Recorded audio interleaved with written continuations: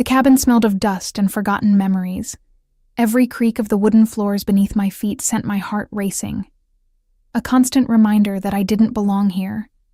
Outside, the pine trees whispered secrets to one another as the wind brushed through their branches, creating a symphony of rustling leaves that both soothed and unsettled me. I'd been here 3 days. 3 days since I'd grabbed my daughter Emma and fled in the middle of the night with nothing but a backpack, some cash, and the crushing weight of terror on my shoulders. 3 days of jumping at every sound, of hushing Emma's innocent questions about when we could go home, of forcing myself to eat just enough to keep going. The cabin had been my grandfather's hunting retreat, abandoned for years after his death. No one in my family had wanted it. Too remote, too rustic, too many memories. Perfect for disappearing, perfect for hiding from a man who controlled half the city with a whisper. "Mommy, I'm thirsty." Emma's small voice called from the threadbare couch, where she sat clutching the stuffed rabbit I'd managed to grab during our escape. "Coming, sweetheart," I said, my voice steadier than I felt as I filled a plastic cup from our dwindling supply of bottled water. At 4 years old, Emma was too young to understand why we'd left our apartment, why we couldn't call her friends, why Mommy flinched at every car that passed on the distant road. I handed her the cup, brushing a strand of dark hair, so like her father's, from her forehead. The thought of Ryan sent a familiar ache through my chest. He'd been gone 2 years now, killed in what the police called a random mugging. I knew better. Nothing in Ryan's life had been random, especially the debts he'd accumulated with the wrong people. Debts I'd discovered were still very much unpaid. "Can we go outside today?" Emma asked, her innocent eyes wide with hope. "I want to see the squirrels again." "Not today, baby. It's too cold." The lie tasted bitter on my tongue. The autumn day was actually perfect, crisp and golden, the kind Ryan and I used to spend walking through the park before Emma was born, before everything fell apart. A sudden vibration from my pocket made me freeze. The burner phone I'd purchased with cash at a truck stop 3 towns over rarely made any sound. I'd given the number to no one. With trembling fingers, I pulled it out. One new text message from an unknown number. "Running was a mistake, Olivia. My lungs forgot how to work." The room tilted sideways. How? How had he found me? I'd been so careful. Cash only. Back roads. No contact with anyone from my old life. "Mommy? Your face looks funny." Emma's voice seemed to come from far away. I forced a smile. "I'm okay, sweetie. Why don't you draw a picture for a while? Use the crayons we bought yesterday." While Emma settled on the floor with her paper and crayons, I paced the small cabin, checking and rechecking the locks on the doors and windows. Not that they would stop him if he really came. Nothing stopped Adrian Costas when he wanted something. The memory of our first meeting flashed unbidden through my mind. I had been working as a server at La Speranza, an upscale Italian restaurant that catered to the city's elite. I'd taken the job after Ryan's death, desperate for the generous tips that helped pay for Emma's daycare and our tiny apartment. Adrian had arrived with an entourage of serious-faced men in expensive suits, commanded the private dining room with nothing more than a glance, and somehow, despite being surrounded by beautiful women dripping in diamonds and designer clothes, his eyes had found me. I remember the shock of that first eye contact, the intensity of his gaze cutting through the dimly lit restaurant and pinning me in place. He was beautiful in the way dangerous things often are, sharp edges and perfect symmetry, dark eyes that missed nothing, a mouth that rarely smiled but when it did, transformed his entire face, the 1982 Bordeaux, he'd said when I approached his table, his voice a low rumble that seemed designed to be heard above all others. "And whatever the chef recommends for the table," I'd nodded, trying not to stare at the perfect cut of his black suit, the heavy gold watch on his wrist, the way everyone at the table deferred to him without him having to say a word. I'd known immediately who he was. Everyone in the city knew Adrian Costas, even if the papers never printed what he really did for a living. What I didn't know then was that Ryan had stolen from him before his death. What I couldn't have guessed was that Adrian Costas believed that debts didn't die with people, they passed to their families, or that he would decide I was the payment he wanted. A loud crack from outside snapped me back to the present. Emma's head jerked up from her drawing. "What was that?" she whispered. "Probably just a branch falling," I said. but my body was already moving, gathering Emma and pulling her toward the tiny bedroom at the back of the cabin. "Let's play a game, okay? Hide and seek. You need to be very quiet and hide under the bed until I come get you." "But I'm drawing—" "Emma," I said, my voice sharper than I intended. "Please. It's important." Something in my expression must have communicated the urgency, because she nodded solemnly and crawled under the bed without further protest. I pulled the worn quilt down to better conceal her and pressed a finger to my lips. "Not a sound until I come back, no matter what. Promise me." "I promise, Mommy," she whispered, her eyes wide with fear she didn't understand, but had somehow absorbed from me. I closed the bedroom door and moved back through the cabin, grabbing the kitchen knife I'd kept within reach since our arrival. The weight of it in my hand did little to calm my racing heart. I peered through the grimy window beside the front door, searching for the source of the noise. Nothing moved in the clearing surrounding the cabin. Just wind-stirred leaves and lengthening shadows as the afternoon sun began its descent. Maybe it really had been a falling branch. Maybe. The knock on the door was so unexpected, so ordinary in its rhythm, 3 precise taps, that for a wild moment I wondered if I'd imagined it. Then it came again, more insistent. "I know you're in there, Olivia." His voice, smooth as aged whiskey and twice as intoxicating, cut through the wooden door as if it weren't there at all. "Open the door before I'm forced to damage this charming property." My fingers tightened around the knife handle. Run? There was no back door, only windows, and where would I go? If he'd found me here, he'd find me anywhere. And Emma. 5 seconds, Olivia. Something in his tone, the absolute certainty that I would comply, sparked a flare of defiance through my terror. I stepped forward and yanked open the door, knife held in front of me like a shield. Adrian Costas stood on the porch, one hand raised as if he'd been about to knock again. He looked exactly as I remembered from our brief encounters at the restaurant, immaculately dressed in a charcoal suit despite the remote location. Dark hair swept back from his forehead, jawline sharp enough to cut glass. Behind him, a black SUV with tinted windows idled in the clearing, a hulking figure standing beside it. His eyes, those penetrating dark eyes that seemed to strip away every defense, flicked from my face to the knife and back again, his mouth curved in the ghost of a smile. "Planning to cook dinner?" he asked, his accented voice deceptively light. "Planning to protect my daughter," I countered, hating the tremor in my voice but refusing to back down. "How did you find us?" Adrian didn't answer. Instead, he looked past me, taking in the cabin's sparse interior with a sweep of his gaze. "May I come in?" "No." His eyebrow arched at my refusal, as if no one had ever denied him entry before.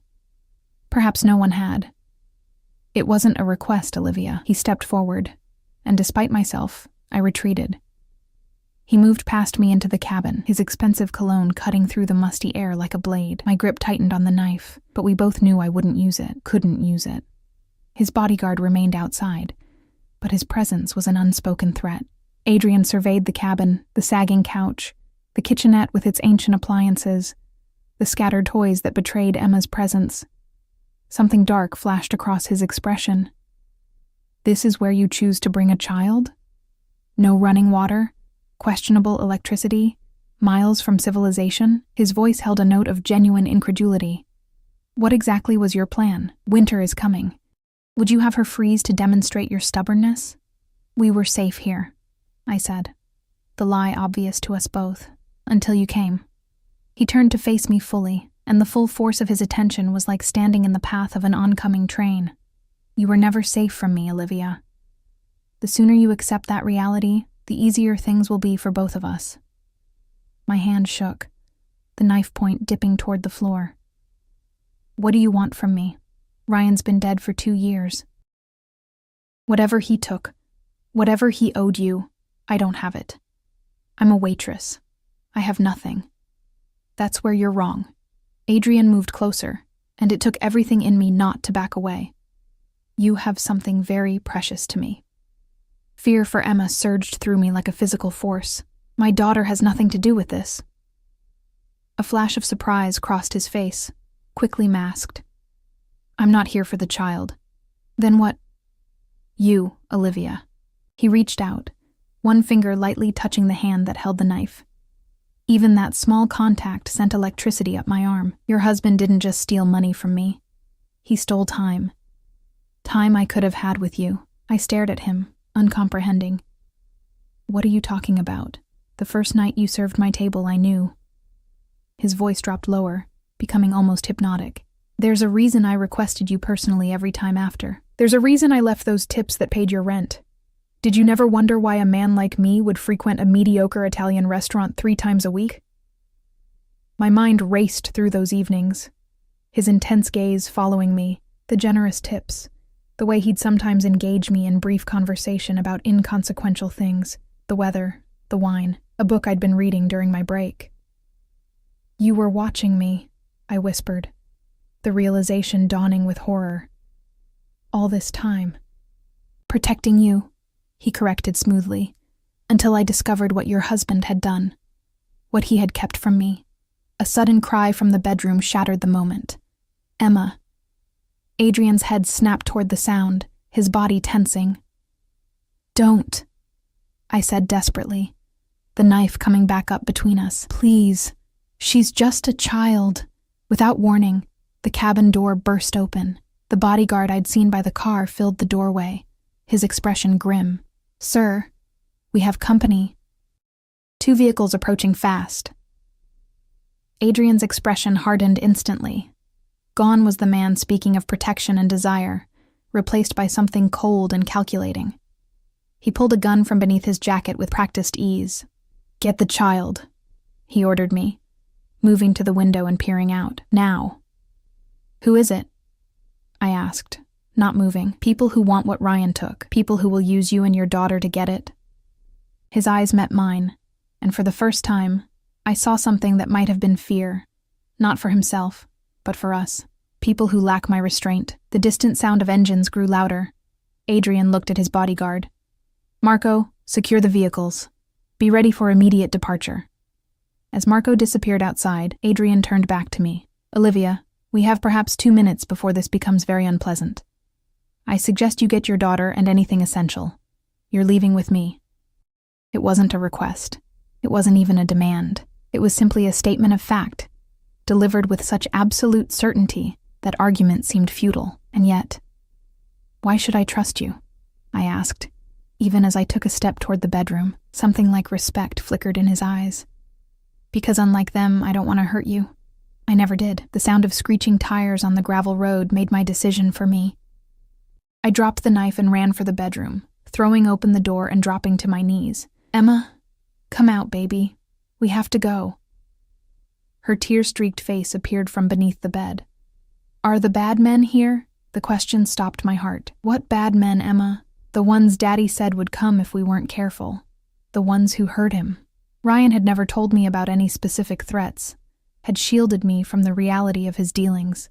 But he'd prepared our daughter? No time to process that now. I pulled Emma into my arms and grabbed our backpack, already packed with essentials, a habit I'd developed during our flight. When we emerged from the bedroom, Adrian was by the door, gun at his side, face set in hard lines as he looked out the window.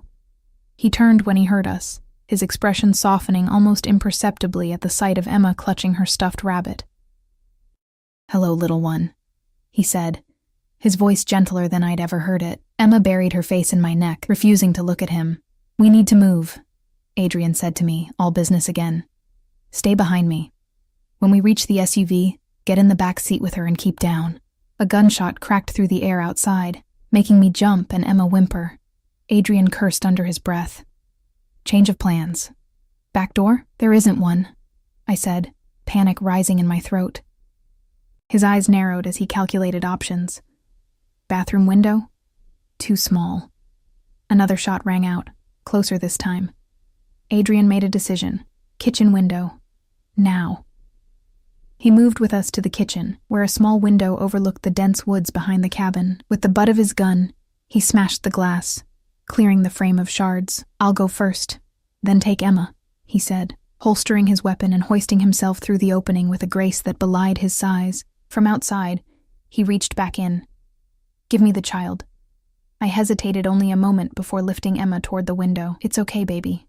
This man is going to help us." "I don't want to go with him," she cried, clinging to me. "Emma, please," I begged. "Remember how we practiced being brave? I need you to be brave now." Something in my voice must have reached her because she reluctantly loosened her grip, allowing Adrian to take her through the window. I heard him murmuring something to her, soft, reassuring words I couldn't make out, before his hands appeared again for me. I grabbed our backpack and his hands, letting him pull me through the window with surprising strength. We found ourselves in a small clearing, the woods just yards away. "This way," Adrian said, already moving with Emma in his arms. She looked tiny and vulnerable against his broad chest, her eyes wide with fear as she reached for me. I followed them into the tree line just as shouts erupted from the front of the cabin. Heavy footsteps, the crack of the front door being kicked in. Whoever they were, they had arrived. "Down!" Adrian hissed, pulling me to a crouch behind a fallen log. He set Emma beside me, one hand on her head in a strangely protective gesture. "Stay here. Don't move until I return." "You're leaving us?" I whispered, panic clawing at my throat. His dark eyes met mine with an intensity that stole my breath. "I'm eliminating a threat to what's mine. I'll be back for you." Before I could process the possessive claim or the deadly promise in those words, he was gone, moving silently through the trees toward the cabin and whatever waited there. Emma's small hand found mine, squeezing with a strength born of terror. I pulled her close, breathing in the scent of her hair, wondering how my life had spiraled to this point. Crouching in the woods, depending on the protection of a man who terrified me almost as much as the unknown men hunting us. In that moment, I knew with complete certainty nothing would ever be the same again. The forest grew darker as twilight descended, transforming familiar shapes into looming shadows. Emma trembled against me, her small body radiating fear as gunshots echoed from the direction of the cabin. I covered her ears and whispered reassurances I didn't believe myself, counting seconds that stretched into minutes that felt like hours. "When can we go home, Mommy?" she whispered against my neck, her voice so small it fractured something inside me. "Soon, baby," I lied, stroking her hair. "What home?" Our apartment wasn't safe. The cabin was compromised. I had nowhere to take her, no way to protect her on my own. The sudden silence was almost worse than the gunfire. I strained to hear anything, voices, footsteps, the rumble of car engines, but the forest had gone eerily quiet, as if holding its breath. "Stay here," I whispered to Emma, settling her behind the fallen log. "Don't move. Don't make a sound. I'm going to look." Her fingers clutched desperately at my jacket. "Don't leave me. I'll be right back. Count to 100, okay? By the time you finish, I'll be back." She nodded reluctantly, her lips moving silently as she began counting. I squeezed her hand once before rising to a crouch and moving carefully toward the edge of the trees. Staying low and in the shadows, the cabin was still standing, but the front door hung askew on broken hinges. No movement, no sound. The black SUV remained where it had been parked, but two other vehicles, a silver sedan and a black pickup truck, were now haphazardly positioned in the clearing, their doors left open. I was so focused on the scene before me that I didn't hear him approach until his hand closed over my mouth from behind. I fought instinctively, twisting and striking backward with my elbow, but my attack met solid muscle that didn't yield. "Quiet," Adrian's voice hissed in my ear, his breath warm against my skin. "It's me." He released me slowly, and I turned to find him looking much less immaculate than before. A smear of blood stained his white shirt cuff, and a darkening bruise was forming along his jaw. His eyes, though, were the same. Intense, focused, missing nothing. "Where's Emma?" he demanded. "Hidden, safe," I replied, my voice surprisingly steady given the jackhammer rhythm of my heart. "What happened? Who were they?" "Volkov's men," he said. The name clearly meant to mean something to me. When I showed no recognition, his expression darkened. "Your husband never told you who he was working with?" I shook my head. "Ryan kept certain aspects of his life separate." Something like disgust flickered across Adrian's face. "He kept you in the dark while painting a target on your back. Admirable." The bitterness in his tone sparked my defensive instinct. He was trying to protect us. He failed. The blunt assessment hung in the air between us. We need to move. Get Emma. I wanted to argue, to defend Ryan's memory, but this wasn't the time. Instead, I turned and moved quickly back to where I'd left Emma. She had curled into a tight ball behind the log, still counting quietly, her eyes squeezed shut. 78, 79, 80, Emma, I whispered, touching her shoulder gently. Her eyes flew open, relief washing over her face as she launched herself into my arms. You came back. Of course I did. I'll always come back for you. I held her close, wondering if that was a promise I could keep. Adrian appeared beside us, scanning the forest with wary eyes. We need to move now. My car is waiting at the access road, half a mile east. Your bodyguard? I asked, remembering Marco. A shadow passed over Adrian's expression. Taking care of loose ends. The cold calculation in his voice sent a chill through me. This man had almost certainly just killed people, and here he stood discussing it as casually as one might mention picking up groceries. Emma stared up at him, her eyes huge in her pale face. Are you one of the bad men? I tensed, waiting for his reaction to her innocent yet damning question. Adrian crouched down to her level, surprising me. His voice, when he spoke, held none of the hardness he'd directed at me. There are many kinds of bad men in this world, little one. Some want to hurt you, some want to protect you. His dark eyes met Emma's without flinching. I'm the kind who protects what belongs to him. Emma considered this with the solemn thoughtfulness only children can muster. Does Mommy belong to you? My breath caught. Before I could intervene, Adrian's mouth curved in a slight smile that transformed his severe features. Yes, he said simply. She just doesn't know it yet. Heat rushed to my face, anger, fear, and something else I refused to name. Emma, we need to go now. Can you be brave and walk quietly through the forest with us? She nodded, clutching her rabbit tighter. Adrian straightened and turned without another word, clearly expecting us to follow. With no better options, we did. The forest grew darker as we walked, the trees closing in around us. Adrian moved with the confidence of someone who knew exactly where he was going, occasionally reaching back to steady me when I stumbled on unseen roots or rocks. Emma walked beside me, her small hand clutched in mine, remarkably quiet despite her exhaustion. After what felt like forever, the trees thinned, revealing a narrow dirt road where a sleek black Mercedes waited, engine idling. Adrian opened the rear door, gesturing for us to get in. Where are you taking us? I asked, hesitating at the door. Somewhere safe, he replied, a hint of impatience in his tone. Questions later, Olivia. The use of my name, the way it rolled off his tongue like he'd said it 1,000 times in private, sent another inappropriate shiver through me. I pushed the feeling away and helped Emma into the back seat before sliding in beside her. The interior of the car smelled of expensive leather and Adrian's cologne. The driver, another suit-clad man with the same vigilant eyes as Marco, didn't turn or speak as Adrian took the seat opposite us. As the car pulled away, Emma's exhaustion finally caught up with her. She slumped against me, her eyes fluttering closed despite her efforts to stay awake. Within minutes, she was asleep, her breathing deep and even. I envied her ability to find rest in the midst of chaos. My own mind raced with questions, fears, and the growing suspicion that I'd just traded one dangerous situation for another. Adrian watched us from across the spacious back seat, his expression unreadable in the dim light. The silence stretched between us until I couldn't bear it any longer. You said Ryan stole time from you, I whispered, careful not to wake Emma. What did you mean? His gaze shifted to the window, where the darkened countryside blurred past. Your husband approached me for a loan 2 years before his death, a substantial amount. For what? He claimed it was for a business investment. In reality, he was paying off debts to the Volkovs. Adrian's jaw tightened.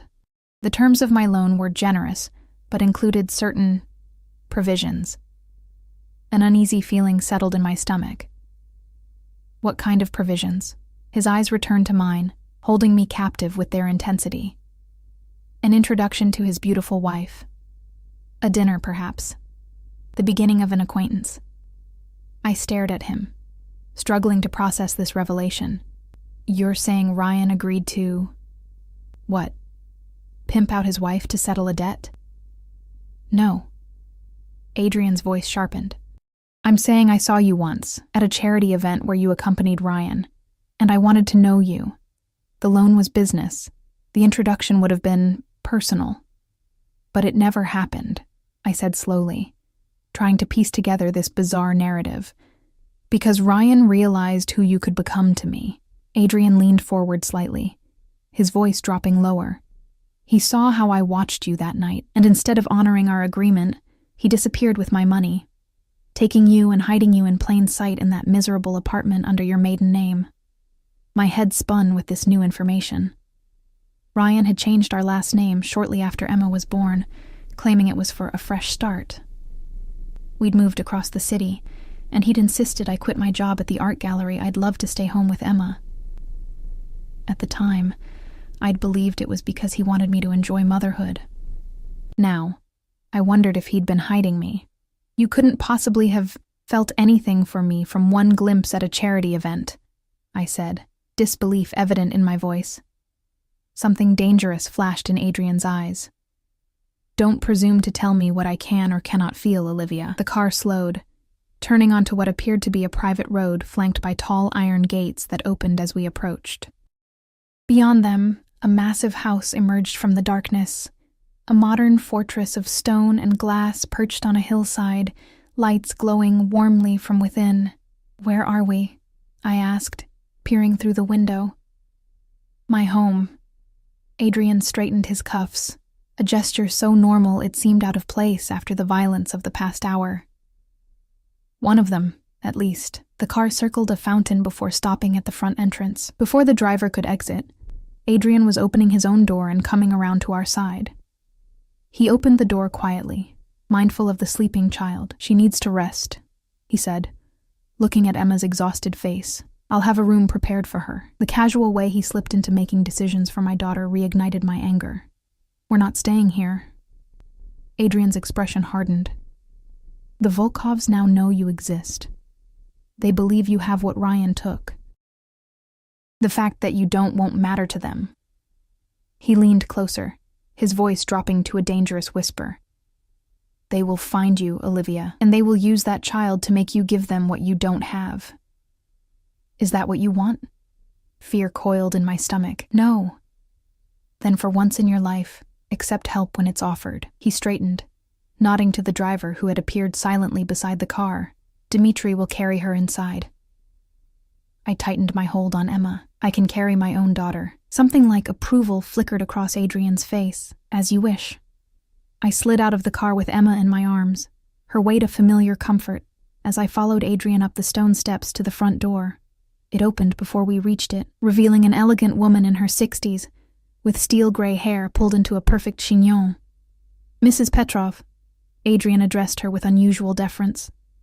Prepare the blue suite for our guests. The child will need a bed. Of course, Mr. Costas. Her accent was similar to Adrian's, Eastern European, but softened by years in America. Her sharp eyes took in my disheveled appearance and the sleeping child in my arms, but her expression remained neutral. This way, please. She led us through a marble foyer, larger than my entire apartment, and up a sweeping staircase. The house was a study in restrained luxury. No gaudy displays of wealth, just impeccable craftsmanship and materials that whispered, rather than shouted their value. The blue suite turned out to be a spacious bedroom with an adjoining sitting room and bathroom, all decorated in various shades of blue and cream. A king-sized bed dominated the bedroom, while a smaller room connected to it held a twin bed that looked perfect for Emma. I'll bring up some nightclothes, Mrs. Petrov said, her eyes softening slightly as she looked at Emma. And perhaps something for the little one to eat when she wakes? Thank you, I said, grateful for this small kindness in the midst of madness. As Mrs. Petrov left, Adrian remained in the doorway, watching as I gently laid Emma on the bed and removed her shoes. Why are you doing this? I asked without looking at him, carefully tucking a blanket around my daughter's sleeping form. I told you. I protect what's mine. I turned to face him, keeping my voice low but intense. I am not yours. I never agreed to be the payment for Ryan's debt. Adrian's expression remained impassive, but something dark and possessive flickered in his eyes. The dead is irrelevant now. It died with him. Then what do you want from me? He moved into the room then, closing the distance between us with slow, deliberate steps. I held my ground, refusing to back away even as every instinct screamed for me to run. What I've wanted since I first saw you, he said, his voice a low rumble that seemed to vibrate through my chest. The chance to know you, the opportunity to make you see that your life before now, the struggling, the running, the fear, was unnecessarily difficult. And in return, his mouth curved in that barely there smile that transformed his face. You're already assuming there's a price. Perhaps that's Ryan's legacy, teaching you that everything comes with conditions. He reached out, one finger lightly tracing the line of my jaw. Rest tonight. Tomorrow we'll talk properly. The gentle touch sent electricity racing across my skin. I stepped back, wrapping my arms around myself. You're not what I expected. Curiosity replaced the intensity in his gaze. And what did you expect? Someone crueler, less controlled. I searched for words to describe the monster I'd constructed in my mind. The kind of man who would kill without hesitation. I am that man, Olivia. The simple admission hung in the air between us. Never doubt it. But not with you. Never with you. Before I could respond, Mrs. Petrov returned with a stack of folded clothing and a covered tray. Adrian nodded to her and stepped back. I'll leave you to rest, he said. There are guards posted throughout the property. You and Emma are safe here. He paused at the door, his dark eyes finding mine one last time. Don't try to leave. It would disappoint me. The soft click of the door as it closed behind him was somehow more ominous than a slam would have been. Mrs. Petrov busied herself laying out the clothes, silk pajamas that looked my size, a small nightgown for Emma, and basic toiletries. The bathroom is fully stocked, she said, gesturing to the adjoining door. There's food under the cover when you're hungry, and a phone by the bed. Dial 0 if you need anything. Her kindly efficiency reminded me of my own grandmother, making the surreal situation feel even more disorienting. Mrs. Petrov, I said as she turned to leave. What kind of man is he, really? She paused, considering her answer carefully. Mr. Costas is a complicated man, dangerous to his enemies, loyal to those under his protection. Her eyes, sharp despite her age, met mine directly. If he has decided you are his to protect, then you are fortunate. If he has decided you are his to possess... She left the sentence unfinished, a small shrug completing the thought more eloquently than words could have. After she left, I checked the door. Not locked, but what difference did it make? Where would I go? How far would I get with Emma before Adrian's men, or worse, these Volkovs, found us? I moved to the large window overlooking the manicured grounds. Security lights illuminated the perimeter, and I could make out the shapes of men patrolling. Guards, Adrian had called them. Or jailers, depending on your perspective. Emma stirred in her sleep, murmuring something unintelligible before settling again. I watched her for a moment, struck by how peaceful she looked, unaware of the danger surrounding us, trusting that I would keep her safe. But could I?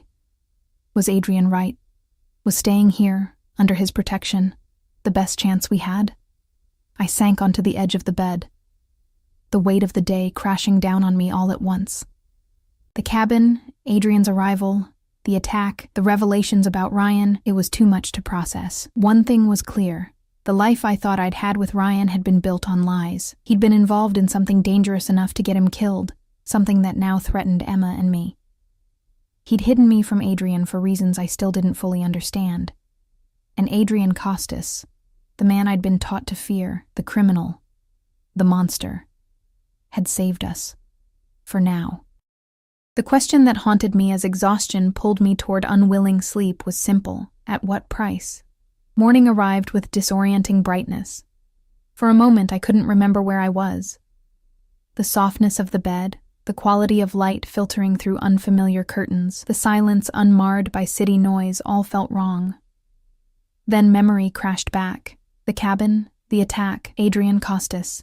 I sat up with a jolt, looking for Emma. Her side of the bed was empty, the covers thrown back. Panic surged through me as I scrambled out of bed, calling her name. "Emma! Emma!" The door to the small adjoining room stood open. I rushed through it to find a perfectly appointed child's bedroom, but no Emma. My heart hammering, I was about to run into the hallway when the main door opened. Mrs. Petrov entered carrying a breakfast tray, her expression mildly surprised at finding me wild-eyed and frantic. "Your daughter is having breakfast with Mr. Costas on the terrace," she said calmly, setting down the tray. She woke early and was quite insistent about exploring. "Mr. Costas thought it best to let you sleep." Relief made my knees weak, quickly followed by indignation. He had no right to take her without asking me. Mrs. Petrov's expression remained neutral, but something like sympathy flickered in her eyes. "Perhaps you should tell him that yourself. The terrace is at the end of the hall, through the double doors." I glanced down at my borrowed silk pajamas, midnight blue, perfectly fitting, and far too revealing for a confrontation. "I need to change first. There are clothes in the closet that should fit you. Mr. Costas had them brought in this morning." She gestured toward a door I hadn't noticed the night before. The casualness with which Adrian made these arrangements, my clothes, my breakfast, my daughter, sent a fresh wave of anger through me. I thanked Mrs. Petrov stiffly and waited for her to leave before investigating the closet. Inside hung a selection of clothing that was both beautiful and practical: jeans in my size, cashmere sweaters, blouses in silk and cotton. Nothing ostentatious or overtly sexy, but all of it expensive and tasteful. I chose the most modest option: jeans and a cream-colored sweater that felt like wearing a cloud. After a quick visit to the bathroom, where I found every possible toiletry I might need already laid out, I headed down the hallway in search of the terrace. The morning light revealed details of Adrian's home I'd missed in the darkness: the original artwork on the walls, the antiques mixed with modern furnishings, the overall sense of masculine elegance without ostentation. This was not the gaudy display of new money I might have expected from a man in Adrian's position. It spoke of old wealth, cultivated taste, and a confidence that didn't need to announce itself. I pushed open the double doors at the end of the hall and stepped onto a stone terrace overlooking a manicured garden that gave way to forest beyond. The view was spectacular, the morning sun casting long shadows across the rolling landscape. And there, at a table set with china and silver, sat Adrian Costas with my daughter on his lap. Emma was giggling as he helped her spear a piece of fruit with her fork, his dark head bent close to her blonde one in a tableau of domestic intimacy that stopped me in my tracks. The sight was so incongruous, this dangerous man being gentle with my child, that I couldn't immediately reconcile it with the Adrian I'd glimpsed last night. Emma spotted me first. "Mommy!" she called, wriggling off Adrian's lap and running to me. "Mr. Adrian has strawberries and chocolate milk."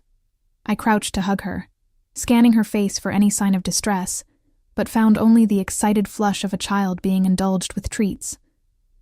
"Did you sleep well, baby?" She nodded enthusiastically. "I have my own room with stars on the ceiling, and Mrs. Petrov found me a new dress." She twirled to show off a simple blue dress I'd never seen before. "It's beautiful," I said, rising to my feet and turning my attention to Adrian, who had stood when I appeared. He looked as immaculate as ever, in dark trousers and a white shirt, open at the collar. Casual for him, I supposed, but still more formal than most men's business attire. "You should have woken me," I said, unable to keep the edge from my voice. "You needed rest." He gestured to the empty chair across from his. "Join us for breakfast." It wasn't a request, but I was too hungry to refuse on principle. I took the seat, lifting Emma onto my lap when she rushed back to the table. A server appeared as if conjured, pouring coffee into a delicate cup before silently withdrawing. Adrian watched me over the rim of his own cup, those dark eyes missing nothing. "Your daughter is quite intelligent," he said, his accent more pronounced in the morning light.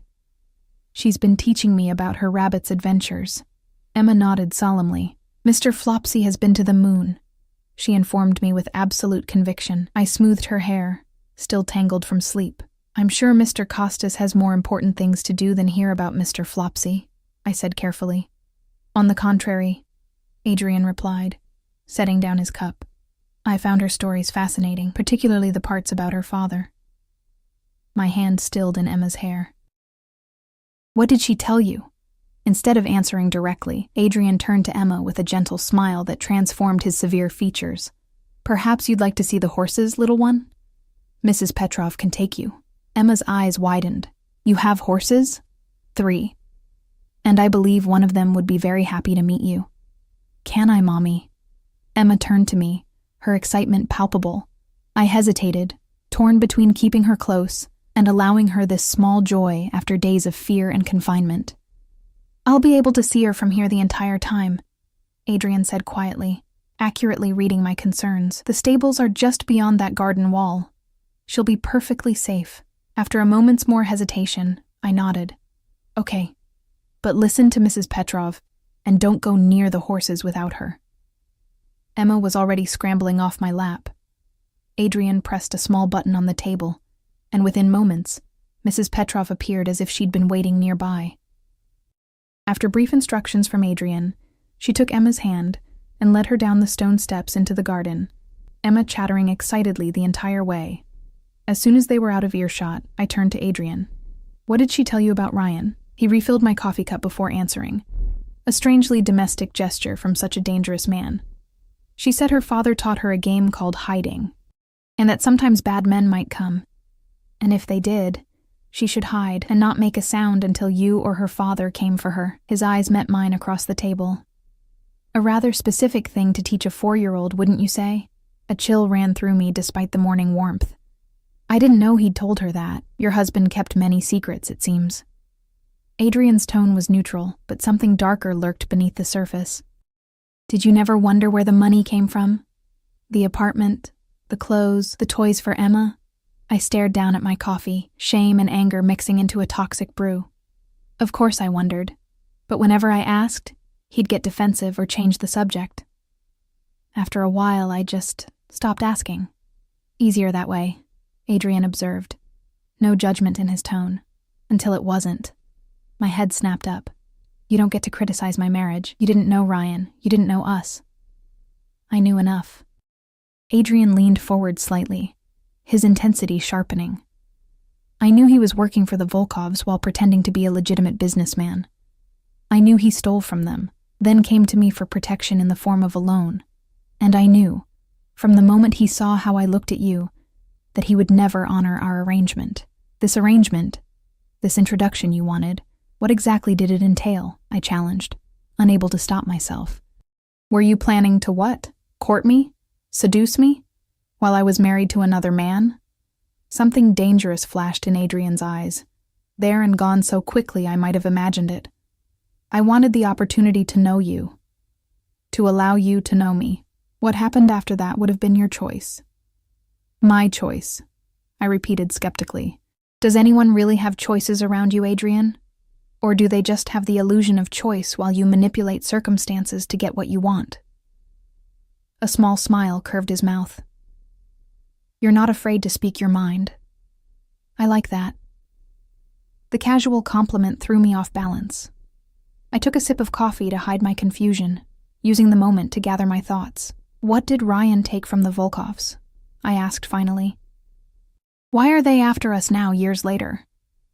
Adrian's expression grew more serious. Information. The kind that could destroy their organization and send several high-ranking members to prison. What kind of information? Names, dates, bank accounts, evidence of certain activities that cross lines even in our world. Adrian selected a piece of fruit from the platter before him, the mundane action at odds with the gravity of his words. Your husband was Volkov's bookkeeper. He had access to everything. I shook my head in disbelief. Ryan was an investment advisor. He worked for Meridian Financial. A convenient front. Meridian is owned by a shell company controlled by the Volkovs. It allows them to launder money through legitimate investments. Adrian studied my face. You truly didn't know. It wasn't a question, but I answered anyway. No, I didn't know. The magnitude of my ignorance crashed over me like a wave. So Ryan stole this information and then what?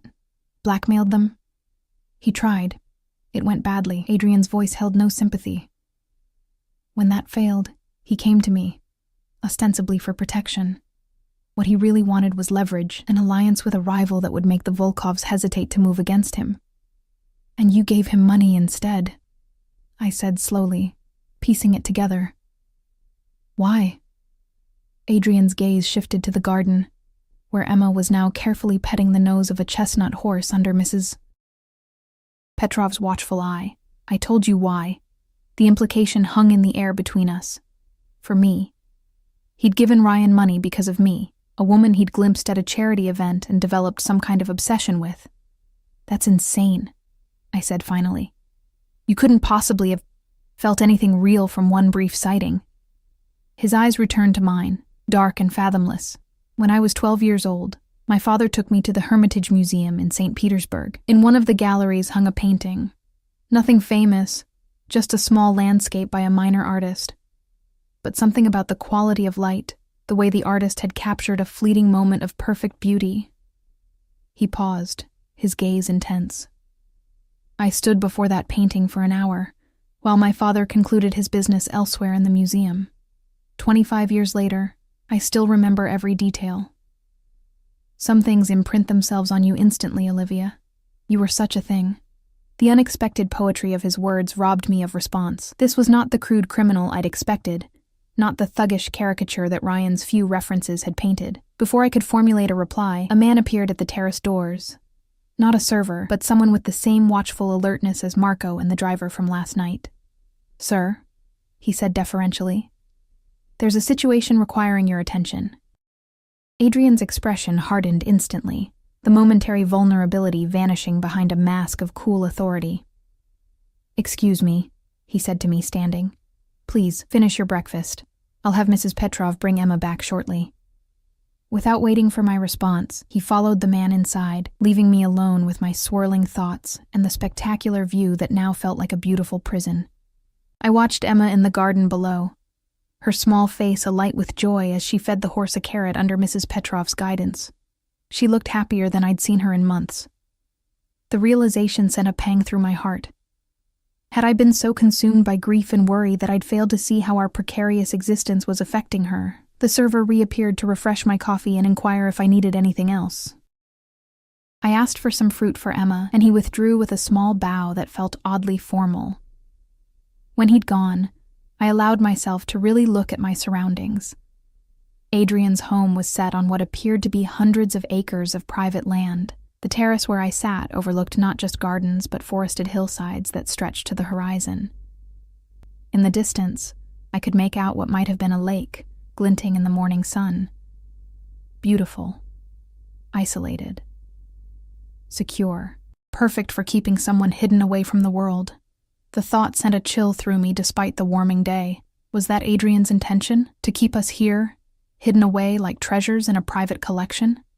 The painting analogy he'd shared suddenly felt less romantic and more possessive. I was so lost in thought that I didn't hear him return until his voice came from behind me. You look troubled. I turned to find Adrian standing in the doorway, his expression unreadable. I'm trying to understand what happens now, I said honestly. He moved to retake his seat across from me. Now you and Emma stay here, under my protection, until I've resolved the situation with the Volkovs. And how long will that take? As long as necessary. His tone made it clear that this wasn't negotiable.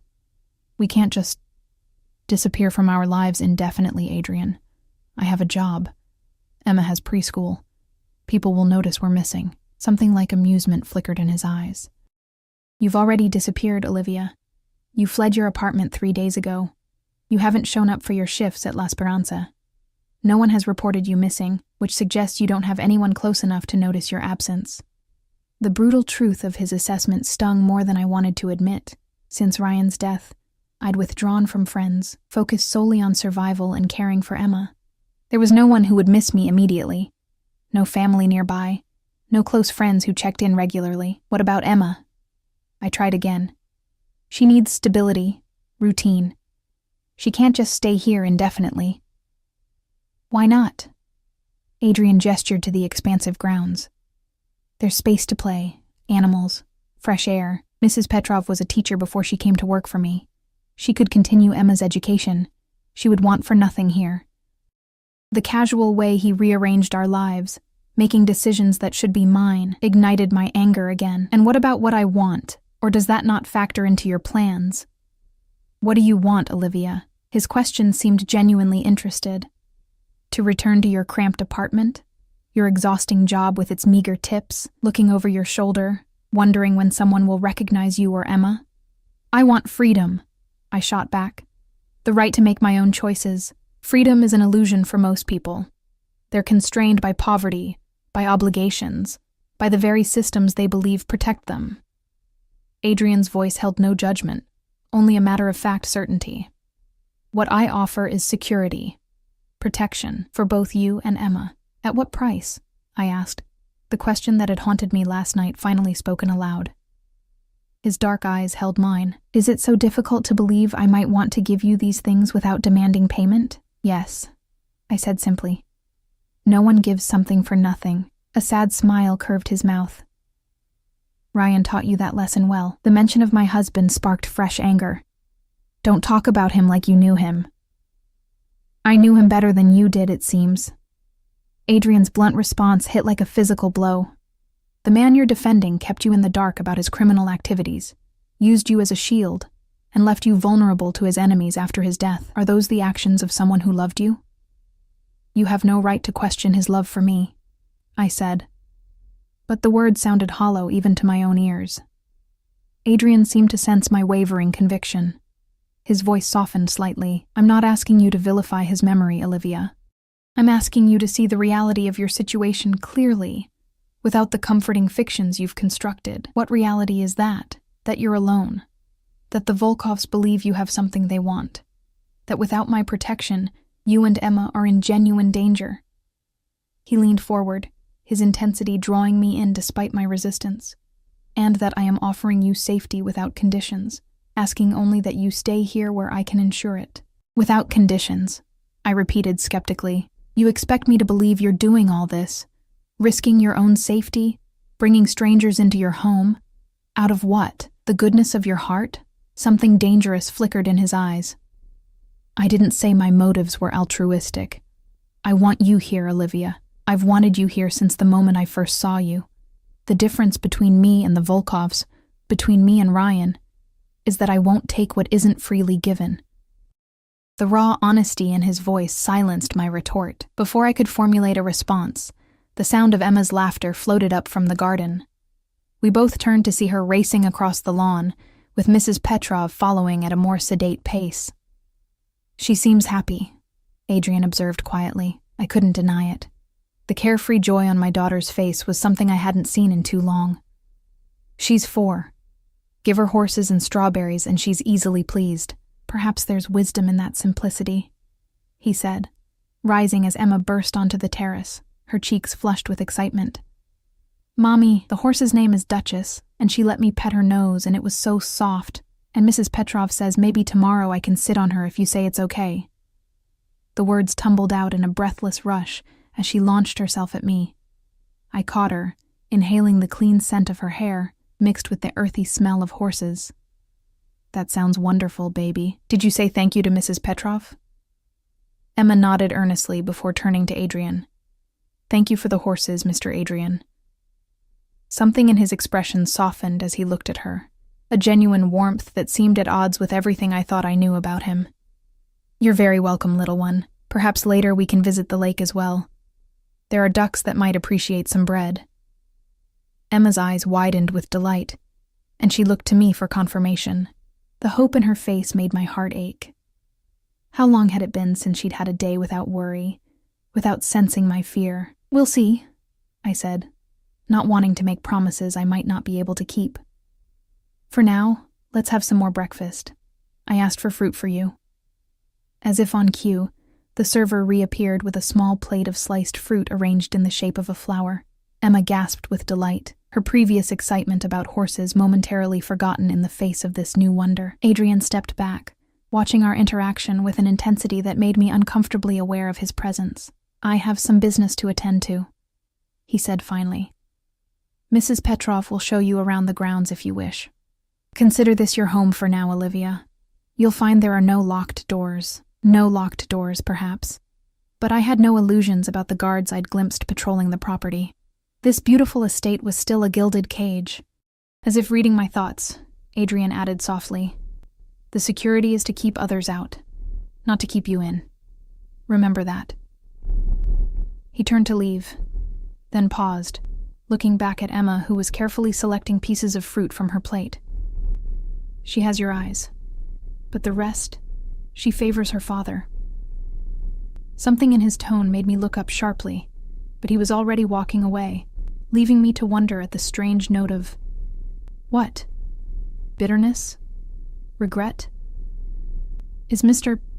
Adrian your friend, Mommy? Emma asked, oblivious to the tension in the air. I hesitated, searching for a simple truth in the complex reality.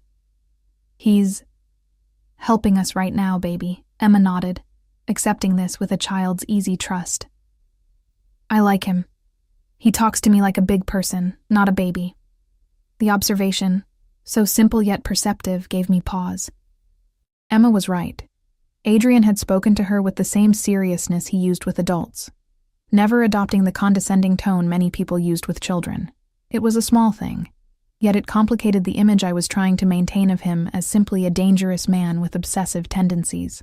Like everything about Adrian Costas, the reality was proving far more complex than I had anticipated. As I helped Emma with her breakfast, I couldn't shake the feeling that I was balanced on a knife's edge. On one side lay safety, security, and a life of protected luxury for my daughter. On the other, a freedom that might prove more dangerous than I could handle alone. And beneath it all, the growing certainty that Adrian Costas would not wait forever for me to choose.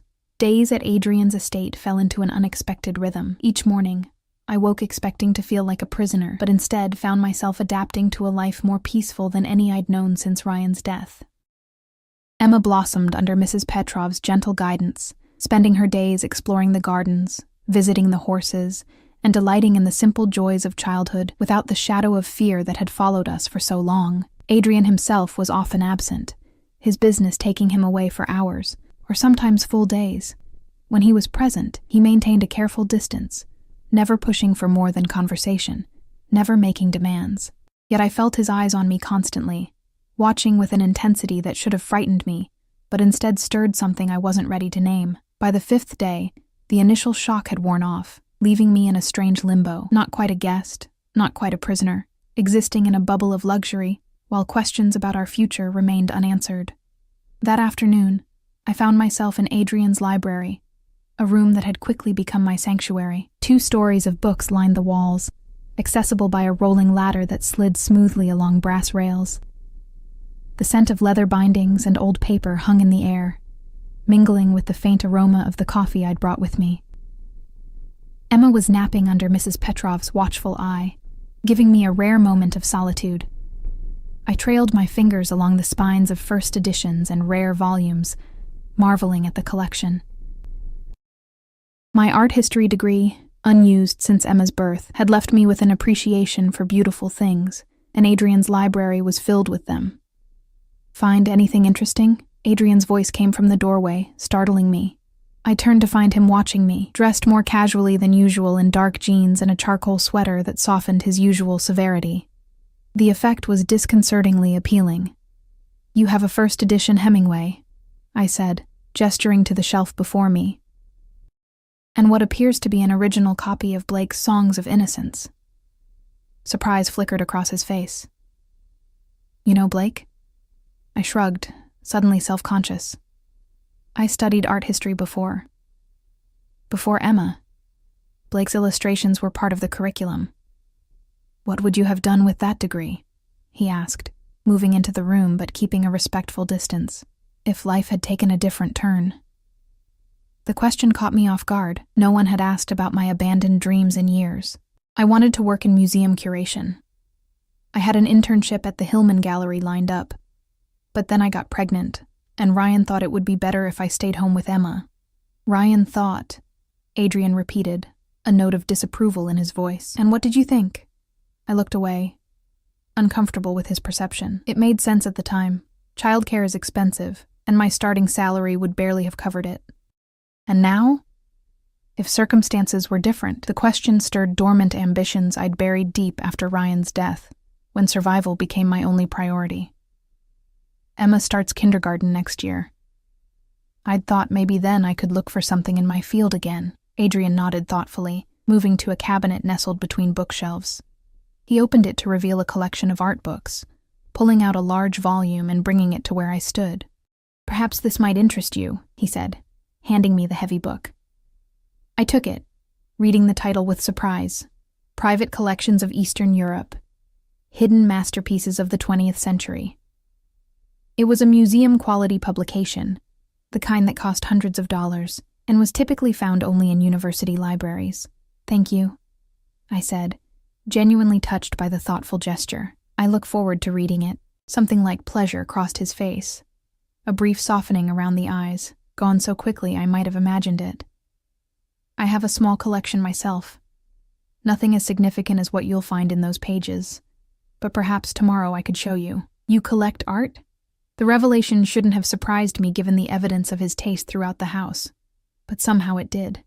"I collect beauty in various forms," he said, his gaze holding mine for a beat too long. "Things that speak to me on a level beyond mere appreciation." The double meaning wasn't lost on me. Heat crept up my neck as I looked away, pretending to examine the book's cover. "Olivia." His voice softened, compelling me to meet his eyes again. "I've been patient. I've given you space to adjust, to see that my intentions toward you and Emma are honorable. But we need to discuss what happens next." The moment I'd been both anticipating and dreading had arrived. I set the book aside, squaring my shoulders. "And what has happened next, Adrian? That depends on you." He moved to the leather chair near the window, gesturing for me to take the one opposite. When we were both seated, he continued. "The situation with the Volkovs is complicated. They believe you have the information Ryan stole, or at least know where it is. I've told you, I don't know anything about any information," I said, frustration coloring my voice. "Ryan never told me about his work with them." "I believe you." Adrian's steady gaze conveyed his sincerity. "But they won't. Not without proof." A chill ran through me. "What kind of proof?" "The kind that would satisfy men who deal in absolute certainty." His jaw tightened. "Which is why you and Emma need to remain here, under my protection, until this is resolved permanently." "Permanently," I repeated, the word hanging between us. "What exactly does that mean?" Adrian leaned forward slightly, his intensity drawing me in despite my resistance. "It means I remove the threat entirely. The Volkovs have crossed a line by targeting you and Emma. In our world, there are rules about involving innocents, especially children. Their actions have given me justification to move against them in ways that would otherwise upset certain balances of power." The casual way he discussed what sounded like warfare between criminal organizations sent a shiver down my spine. "And if I don't want to be part of whatever moving against them entails?" "You're already part of it, Olivia." His voice held no cruelty, only a pragmatic certainty. "The moment Ryan stole from them, the moment he came to me for protection, he made you part of this world. The only choice you have now is whose protection you accept." Anger flared, hot and sudden. "That's not a choice at all. It's the only one available to you at present." Adrian's expression remained impassive, but something like regret flickered in his eyes. "I wish I could offer you alternatives that wouldn't endanger you or Emma. I can't." The truth in his words doused my anger as quickly as it had ignited. "So we stay here, hidden away, while you..." "What? Go to war with the Volkovs? How long will that take? Weeks? Months? Years?" "Not years," he said with certainty. "But I won't lie to you. It won't be resolved overnight. These things require careful planning, strategic moves." I stood abruptly, needing to move, to breathe. "And in the meantime, Emma and I just exist in this beautiful prison, waiting. What kind of life is that for her? For me?" Adrian rose as well, but didn't approach. "This isn't a prison, Olivia. You could make a life here, a good one. Emma already seems happy. You could pursue your interest in art, perhaps even work with my collection. When the situation is resolved, you could have the freedom to come and go as you please." "As I please? Or as you permit?" I challenged, unable to keep the bitterness from my voice. Something dangerous flashed in his eyes. "Do you truly believe I brought you here to keep you captive? That I want you only as a possession to be displayed and controlled? I don't know what you want. I admitted, the fight draining out of me. You speak of protection, of safety, but there's more. I see it in the way you look at me. I hear it in your voice when you talk about Ryan. Adrian was silent for a long moment, his expression unreadable. When he finally spoke, his voice was lower, more intimate. What I want is simple, if not easy. I want you to choose me, Olivia. Not because you need my protection, or because you have no alternatives, but because you want me as I want you. The raw honesty in his voice left me speechless. This wasn't the negotiation of a mafia boss or the manipulation of a captor. This was the confession of a man who had harbored feelings I couldn't begin to comprehend, feelings that had apparently begun with a single glimpse across a crowded room and survived years of absence. I barely know you, I said finally, my voice barely above a whisper. Then know me? He took a step toward me, still maintaining enough distance that I didn't feel crowded. Ask me anything. I will answer with complete honesty. The offer hung in the air between us. Part of me wanted to retreat, to maintain the emotional distance I'd cultivated since our arrival.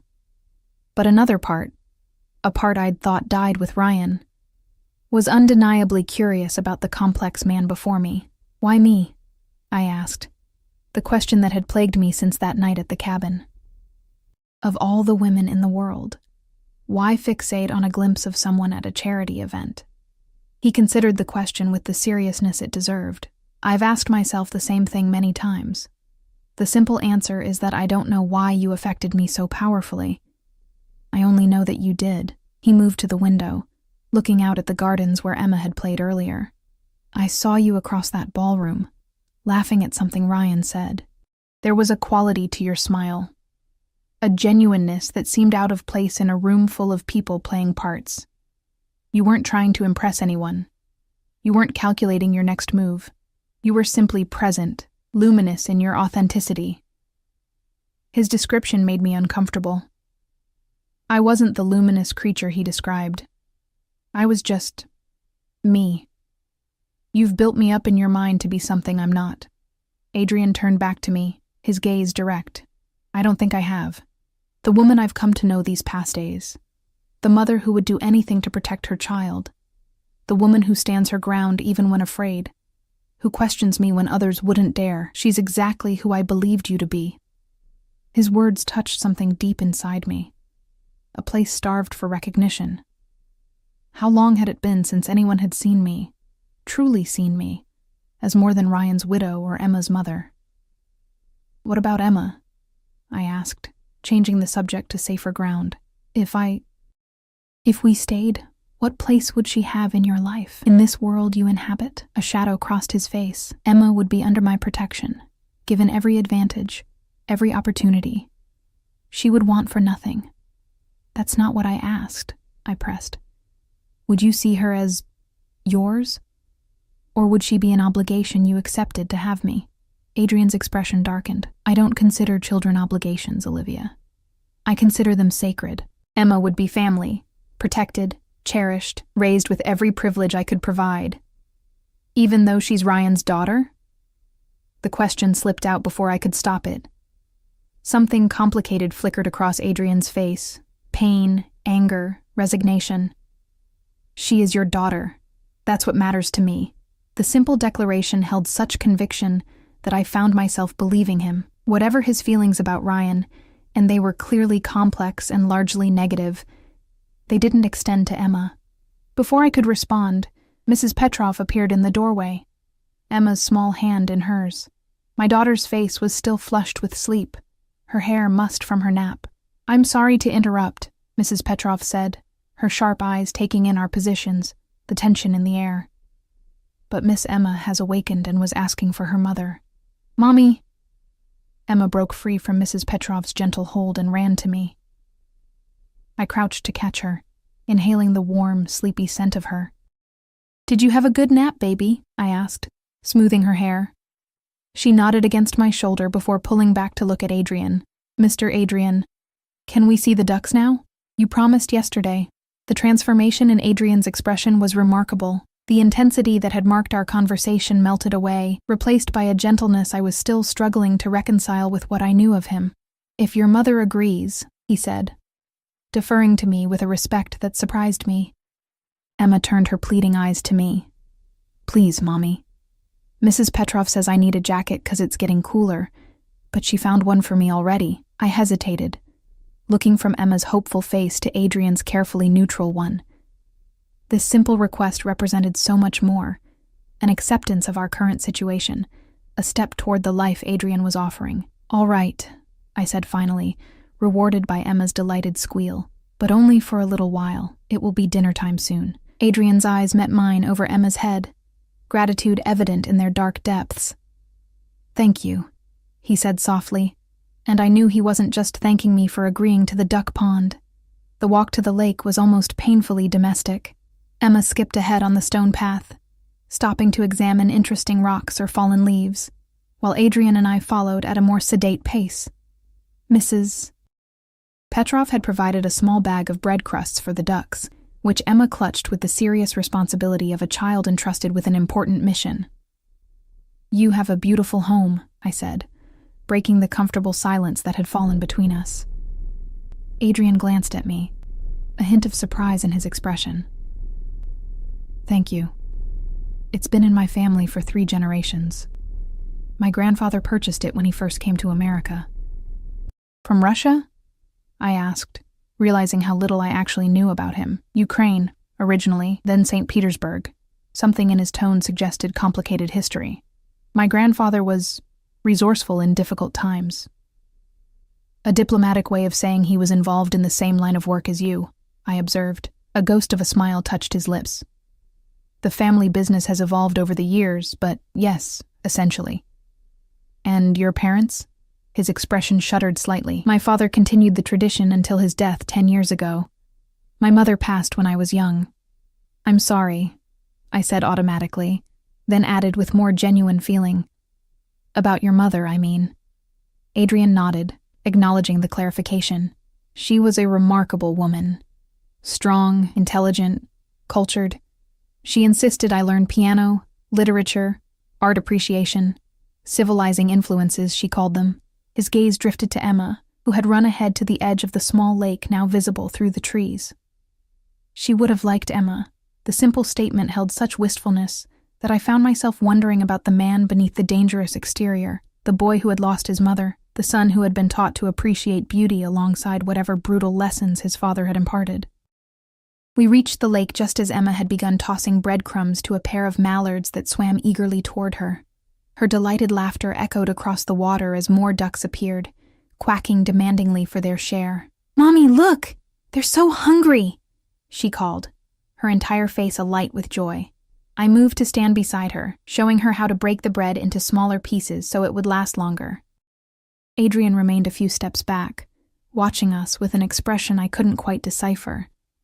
Something between longing and contentment.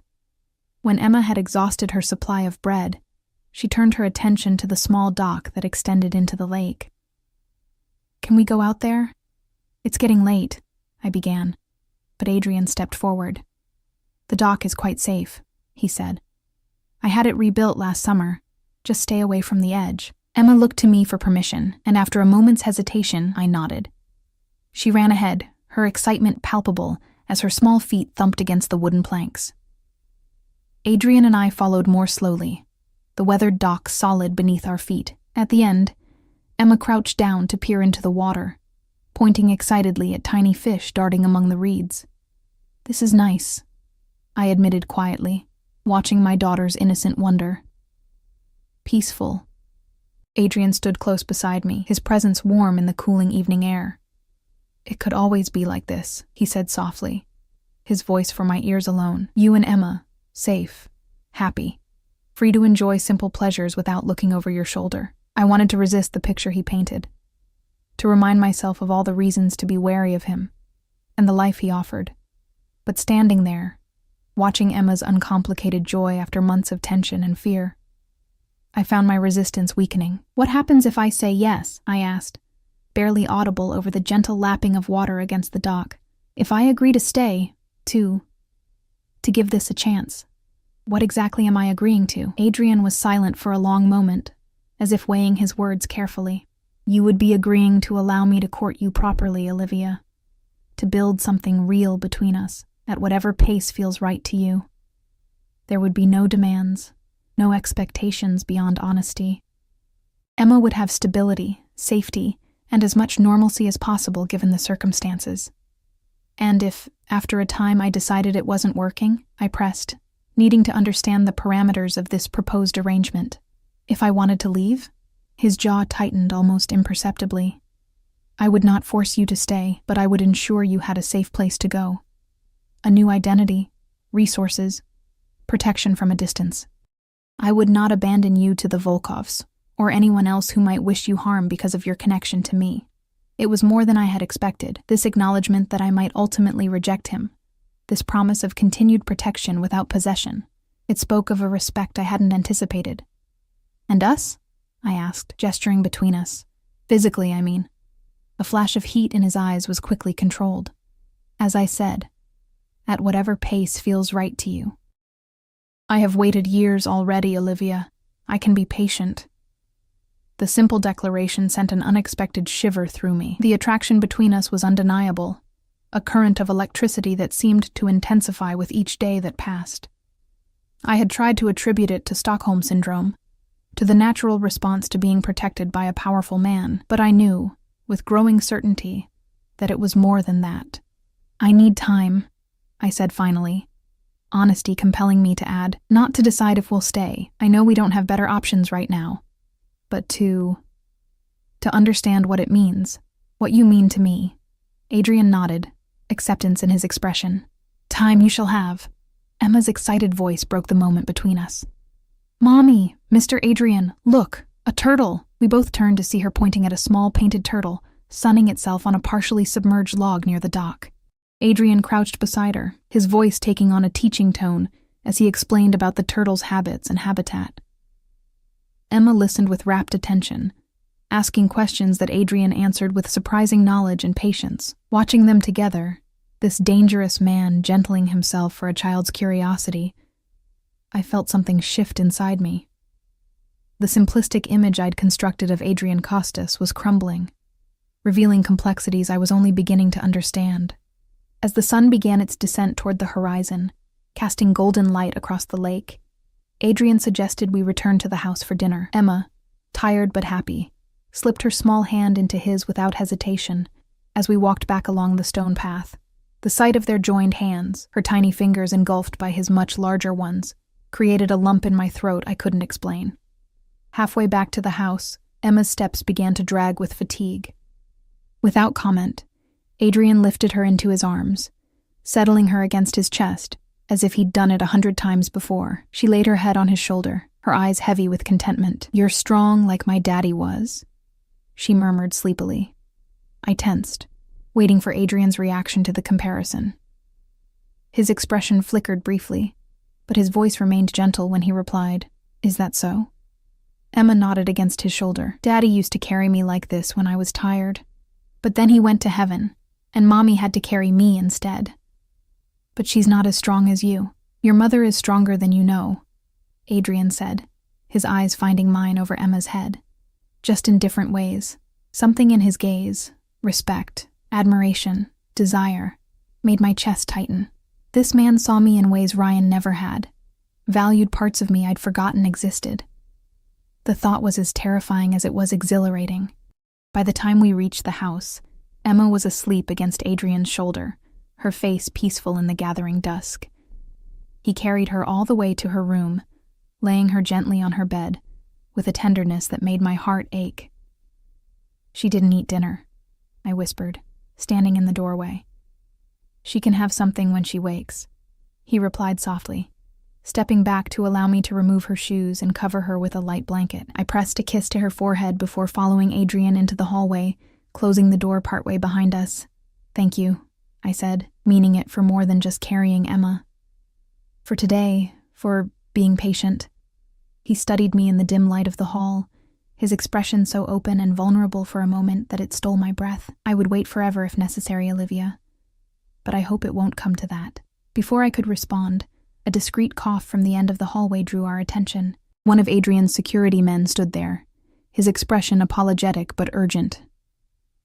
"Sir, there's a call you need to take immediately." The transformation was instantaneous. The gentleman who had carried my sleeping daughter vanished, replaced by the controlled, dangerous figure I'd first encountered at the cabin. "Excuse me," he said to me, his voice cooler, more distant. "Please, have dinner without me. I'll find you afterward if it's not too late." Without waiting for my response, he followed his security man down the hall, leaving me alone with my swirling thoughts and the growing realization that I was standing at a crossroads. Whatever choice I made in the coming days would irrevocably change the course of my life, and Emma's. The question was whether I had the courage to choose a path that led toward Adrian Costas, rather than away from him.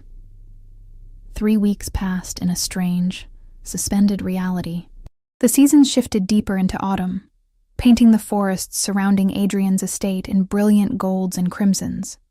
Emma settled into a routine that included lessons with Mrs. Petrov in the mornings and explorations of the grounds in the afternoons. She flourished in this environment of safety and attention, her nightmares fading, her laughter becoming more frequent. As for me, I found myself in a peculiar limbo. True to his word, Adrian had been patient, respectful, never pushing for more than conversation, shared meals, and the occasional walk through the gardens. Yet the tension between us grew with each passing day, an electric current that seemed to intensify whenever we were in the same room. I'd begun working with his art collection as he'd suggested, cataloging pieces and researching their provenance.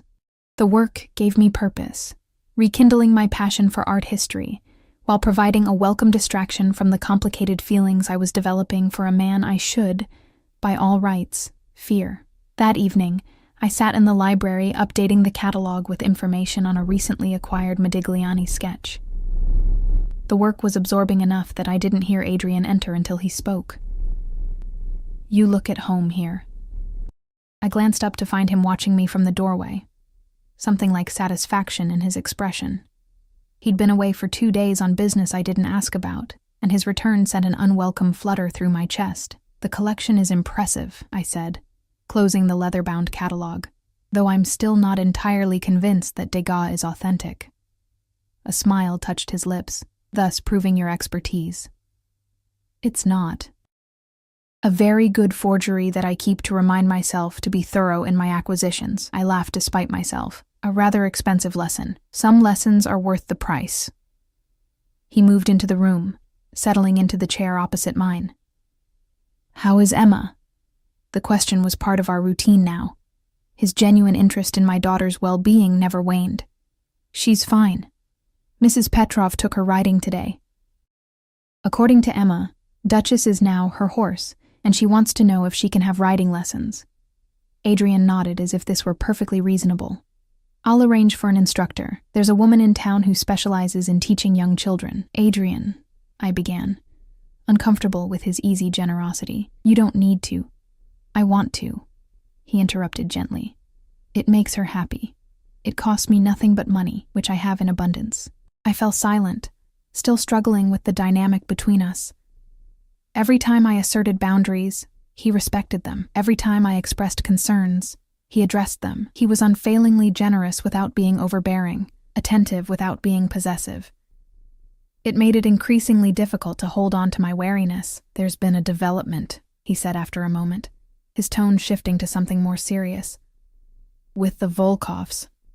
My head snapped up, tension immediately coursing through me. "What kind of development?" Adrian's expression remained calm, but I'd learned to read the subtle signs of strain around his eyes. "They've made overtures suggesting a willingness to negotiate." "Negotiate what?" "I don't have what they want. They've begun to accept that possibility."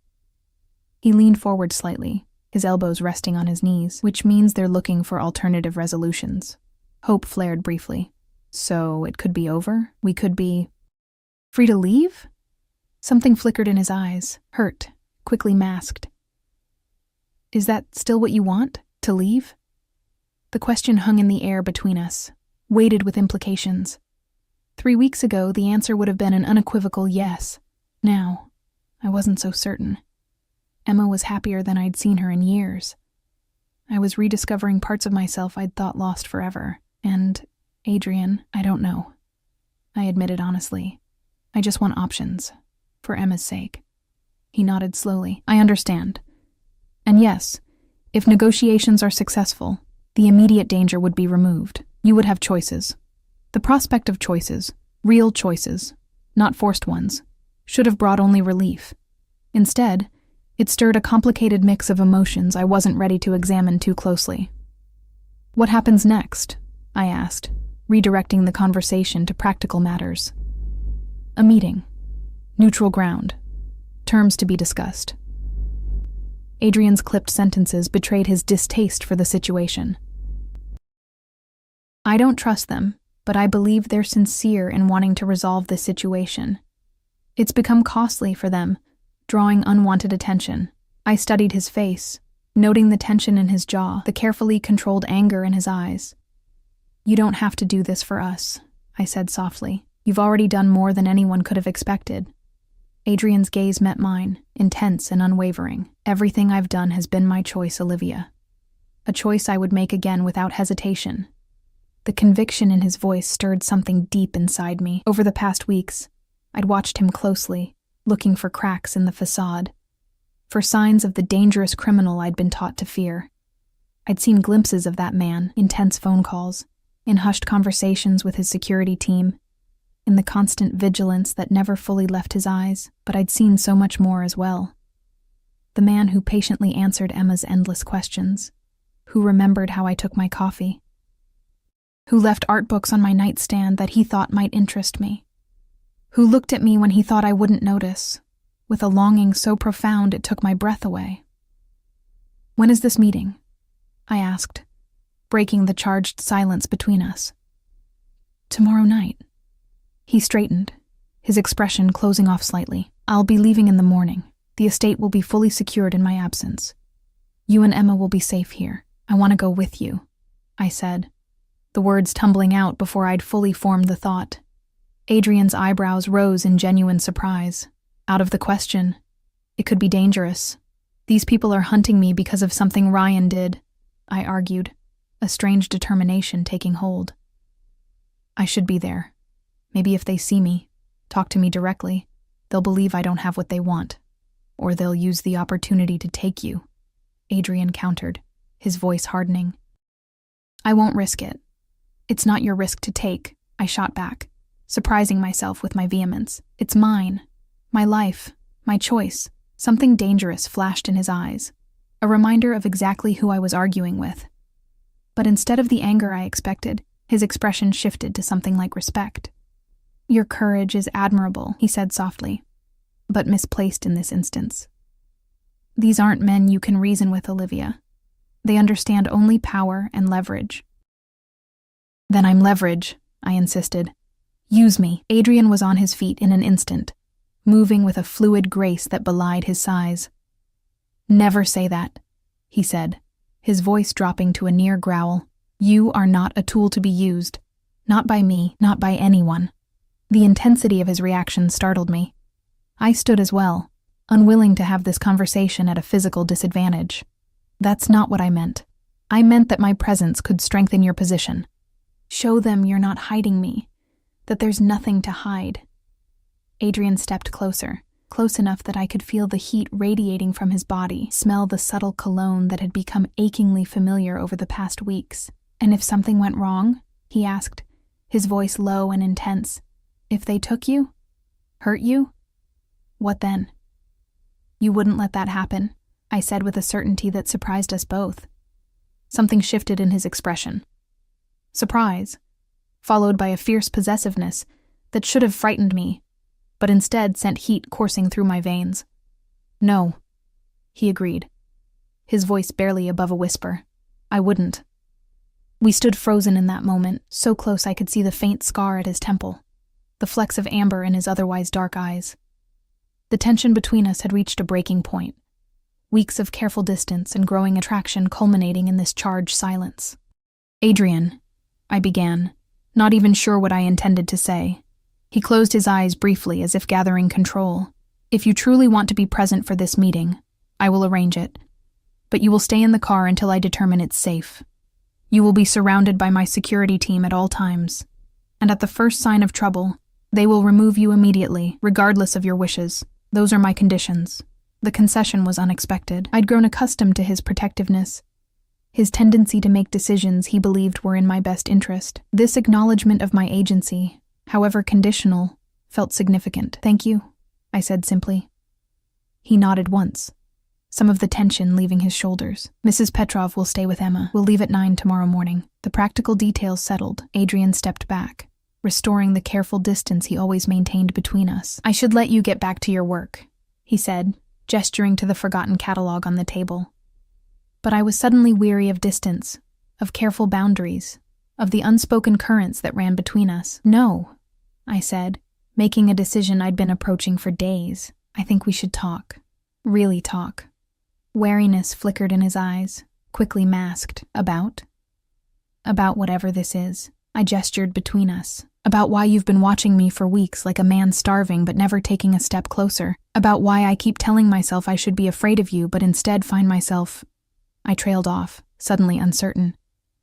"Find yourself what, Olivia?" Adrian prompted, his voice so low it was almost a caress. "Drawn to you," I admitted, the truth both terrifying and liberating. "Thinking about you when you're not here. Wondering what it would be like if—" I couldn't finish the thought aloud. Adrian remained perfectly still, control evident in every line of his body. "If what?" If I stopped fighting this, whatever it is between us. The confession hung in the air, changing everything and nothing all at once. Adrian's expression softened, vulnerability replacing the careful mask he typically wore. "I've kept my distance because I wanted your choice to be real," he said finally. "Not born of gratitude or fear or obligation. I wanted you to see me, truly see me, and decide with clear eyes. And what would I see if I looked at you with clear eyes?" I challenged gently.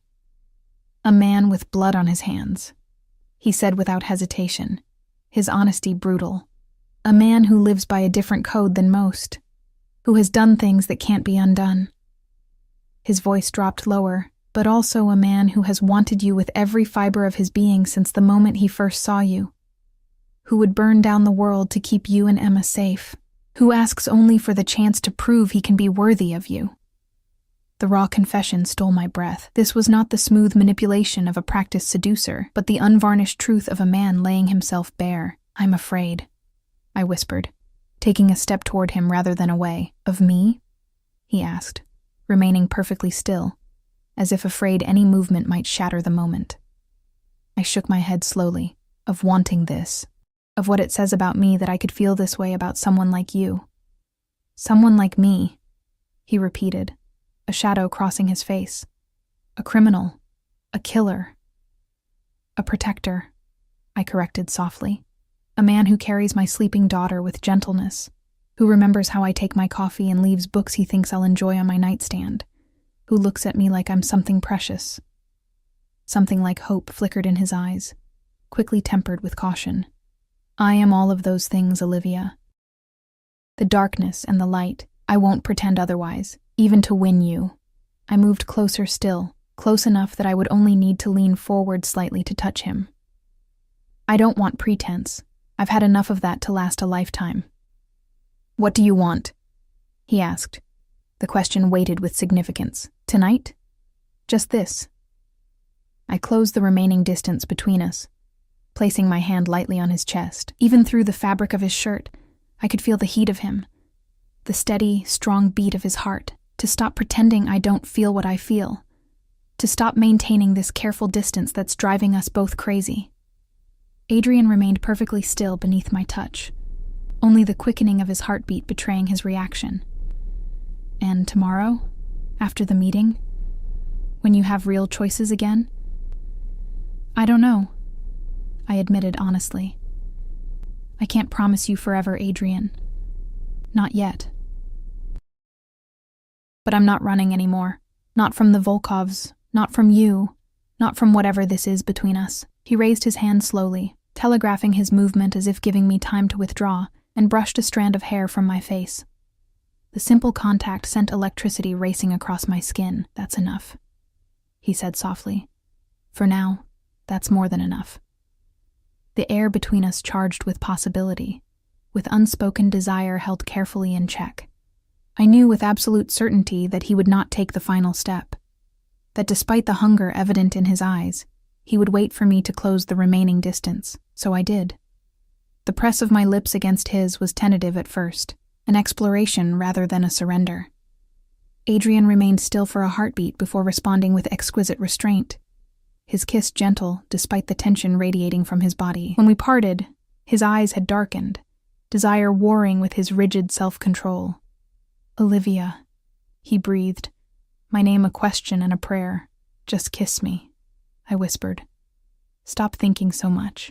A ghost of a smile touched his lips before he obliged, his hand coming up to cradle my face as he kissed me again, deeper this time, with an intensity that made my knees weak.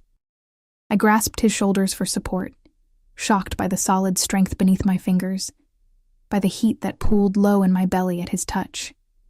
When we finally separated, both breathing harder, I saw something close to wonder in his expression. "We should stop," he said, though his body language suggested otherwise. "Before this goes further than you're ready for." The consideration in his words, his continuous prioritization of my comfort over his obvious desire, cemented something that had been building for weeks. This man, dangerous as he might be to others, would never harm me, would never take what wasn't freely given. "You're right," I conceded, though it cost me to step back. "Tomorrow will be complicated.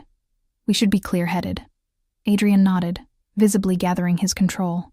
"The meeting is set for 8 o'clock. We'll need to leave early to ensure everything is in place." The shift back to practical matters helped cool the heat between us, though the underlying current remained. "I should check on Emma," I said, needing some distance to process what had just happened. "Of course." Adrian stepped back, giving me space. "I'll see you at dinner?" I nodded, already moving toward the door. At the threshold, I paused, looking back at him. "Adrian?" "Yes?" "I don't regret it. Just so you know."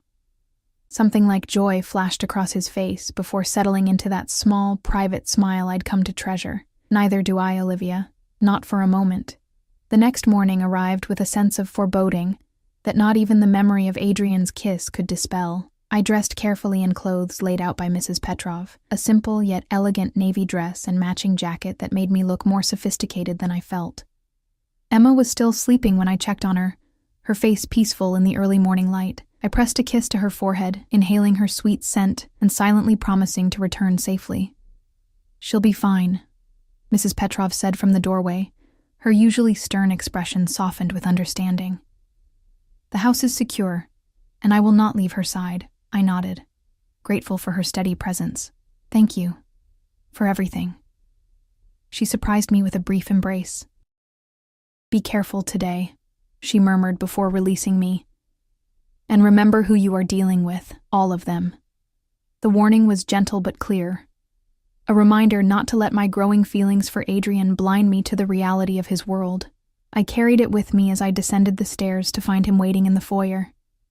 Adrian looked every inch the powerful businessman in a perfectly tailored dark suit, his expression inscrutable. Only his eyes betrayed any hint of our encounter the night before, a momentary softening when they met mine. "Ready?" he asked simply. "As I'll ever be." The drive to the meeting location was mostly silent. Adrian spent much of it on the phone, speaking in rapid Russian that I couldn't understand, occasionally switching to English to issue terse instructions to various associates. I watched the scenery change from rural countryside to increasingly urban landscapes, noting we were heading toward the city I'd fled weeks ago. "Where exactly are we meeting them?" I asked during a rare moment when Adrian wasn't on the phone. "A restaurant owned by a neutral party," he replied, his attention focused on the tablet in his lap. "Private dining room, separate entrances. Both sides will be allowed limited security inside, with additional forces stationed outside."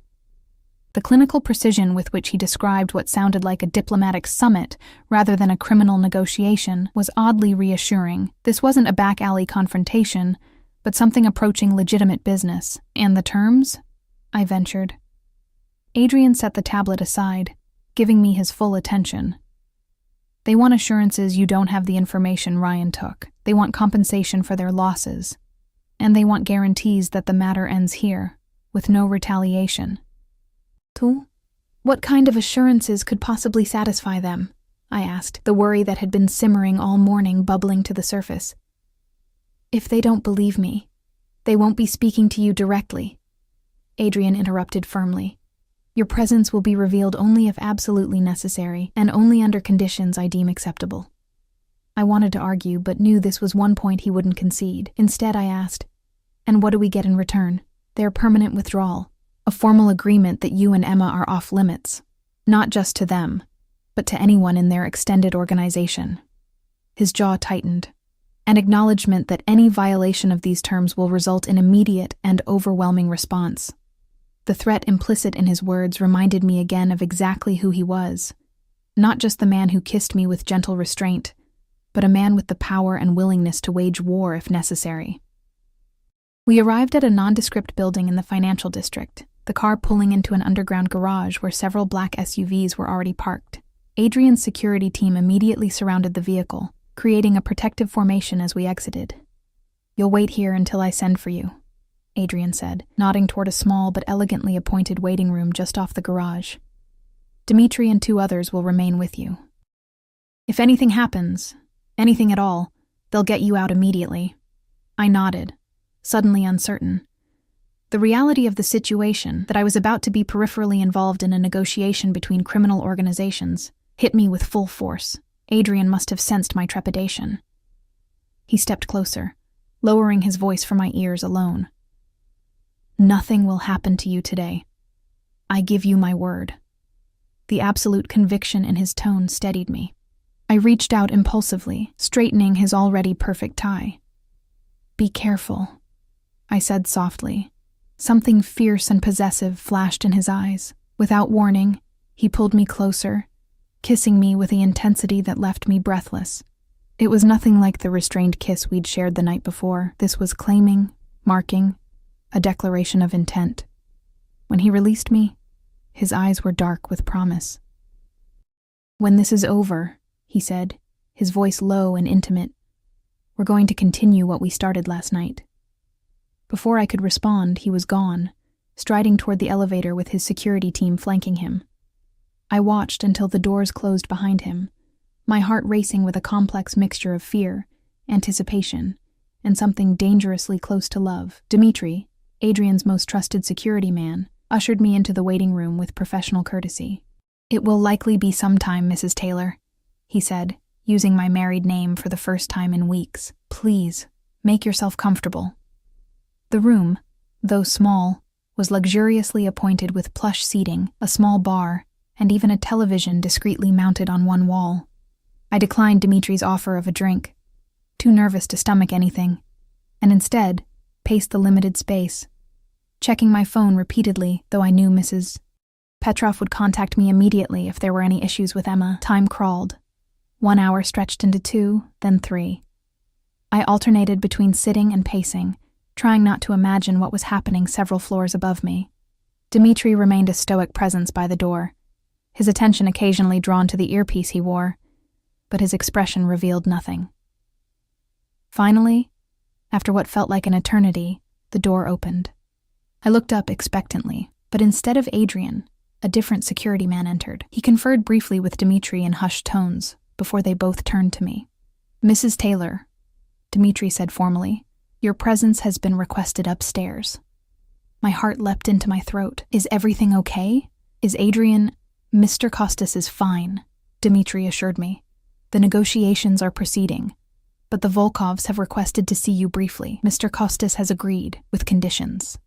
I swallowed hard, nodding. All right, let's go. The elevator ride was tense, Dimitri and the other security man flanking me like solemn guardians. When the doors opened, we emerged into a plush hallway clearly belonging to an upscale restaurant. 2 more of Adrian's men stood outside a set of closed doors, stepping aside as we approached. Dimitri paused, turning to me. You will stay by the door. You will speak only if Mr. Costas indicates you should. If he gives the signal, we leave immediately. Understood? I nodded, squaring my shoulders as he opened the door. The private dining room beyond was elegant, dominated by a long table where several men sat. Adrian was at one end, his posture relaxed but alert, his expression revealing nothing as I entered. At the opposite end sat an older man with steel-gray hair and cold eyes that immediately fixed on me with unsettling intensity. "Mrs. Taylor," Adrian said formally, rising as I entered. "Thank you for joining us." I moved to stand beside him, acutely aware of the weight of every gaze in the room. The older man, Volkov himself, I presumed, studied me with clinical detachment. "So this is the woman who has caused so much trouble," he said, his accent thicker than Adrian's. "She doesn't look like someone who could outsmart my organization. That's because she didn't," Adrian replied coolly. "As I've explained, Mrs. Taylor had no knowledge of her husband's activities or the information he took. Her only crime was marrying the wrong man." Volkov's eyes narrowed. "And yet you have taken extraordinary measures to protect her. One might wonder why." "My reasons are my own," Adrian said, his tone making it clear the topic was closed. "Mrs. Taylor is here, as requested. You can see for yourself she is unharmed and under my protection. She has answered all your questions through me." "Are you satisfied?" The older man's gaze remained fixed on me, searching for something I couldn't identify. "Tell me, Mrs. Taylor," he said suddenly, addressing me directly. "Did you love your husband?" The unexpected question caught me off guard. I glanced at Adrian, who gave a slight nod, permitting me to answer. "Yes," I said simply. "I loved the man I believed him to be." Something like understanding flickered in Volkov's cold eyes. "And now? Do you still love his memory, knowing what he was? What he did?" I considered the question, aware that my answer might have consequences beyond what I could anticipate. "I love the father of my child," I said carefully, "but I've come to understand that the man I married kept many secrets from me. I don't condone what he did to you or anyone else." Volkov studied me a moment longer before turning back to Adrian. "I believe her. She knows nothing." He gestured dismissively. "You may take her out now. We will conclude our business." Adrian's hand settled lightly on the small of my back, a subtle signal. I turned to go, escorted by Dmitri, but Volkov's voice stopped me at the door. "Mrs. Taylor." I turned, meeting his cold gaze directly. "Choose more wisely this time," he said, his eyes flicking meaningfully to Adrian. "Some men's secrets are worth keeping." Without waiting for a response, he turned back to Adrian, dismissing me entirely. Dmitri ushered me from the room, the heavy door closing behind us with finality. Back in the waiting room, time crawled again. I sat on the edge of my seat, unable to relax, wondering what was happening in that room, what decisions were being made that would affect Emma's future and mine. When the door finally opened again, nearly an hour later, Adrian entered alone. His expression was unreadable as he crossed to where I sat, tension radiating from his powerful frame. "Is it done?" I asked, rising to meet him. He nodded once, sharp and definitive. "It's done. You and Emma are officially off limits to the Volkovs and all their associates. Any violation will be considered an act of war against me personally." Relief made my knees weak. "So we're safe? Truly safe?" "Yes." Adrian's expression softened slightly. "You have choices now, Olivia, real choices. The implications hung between us." With the threat removed, my reason for staying with Adrian, for accepting his protection, was gone. I was free to take Emma and go, to rebuild our lives away from him and the dangerous world he inhabited. The thought sent an unexpected pang through my chest. "What happens now?" I asked quietly. Adrian studied me, his dark eyes revealing nothing of his thoughts. "That depends entirely on you." In that moment, standing in a luxury waiting room beneath a restaurant where criminal enterprises had just negotiated peace, I realized with perfect clarity what I wanted. The past weeks had changed me, had shown me not just who Adrian Costas was, but who I could be with him. Strong. Valued. Seen. "Take me home," I said simply. Something like hope flickered in Adrian's eyes, quickly tempered with caution. "Home!" I stepped closer, close enough to see the faint scar at his temple, the tiny lines at the corners of his eyes, the pulse beating steadily at his throat. "To Emma. To the estate. To wherever you are." I took a deep breath, gathering courage. I choose you, Adrian. Not because I need your protection now, but because I want to see where this leads. Because when you look at me, I feel truly seen for the first time in years." The control he maintained so rigidly cracked, raw emotion flooding his expression. "Olivia," he breathed, my name a prayer on his lips. "Are you certain?" "I need you to be certain. I'm certain that I want to try," I said honestly. "I can't promise forever yet, but I can promise today and tomorrow and the day after that. I can promise to be honest about what I feel, what I want. I can promise not to run from this, from us." Adrian reached out slowly, giving me time to withdraw, and cradled my face in his hands. "For a man who has everything," he said softly, "you are the only thing I have ever truly wanted." The simple declaration undid me. I leaned into his touch, closing the distance between us to press my lips to his. Unlike our previous kisses, this one held no reservation, no careful restraint. It was a beginning, a promise, a declaration. When we finally parted, Adrian rested his forehead against mine, his voice rough with emotion. "Let's go home. To Emma. To our future. Whatever it may hold." Hand in hand, we walked toward the elevator, toward the waiting car, toward a life I never could have imagined when I fled to that abandoned cabin just weeks ago. A life with a man who had been a stranger, then a protector, and now something much more complex and precious. I didn't know what tomorrow would bring. I didn't know if the peace Adrian had negotiated would last forever, or if other threats might emerge from his complicated world. I didn't know if the growing feelings in my heart would ultimately blossom into the kind of love that lasts a lifetime.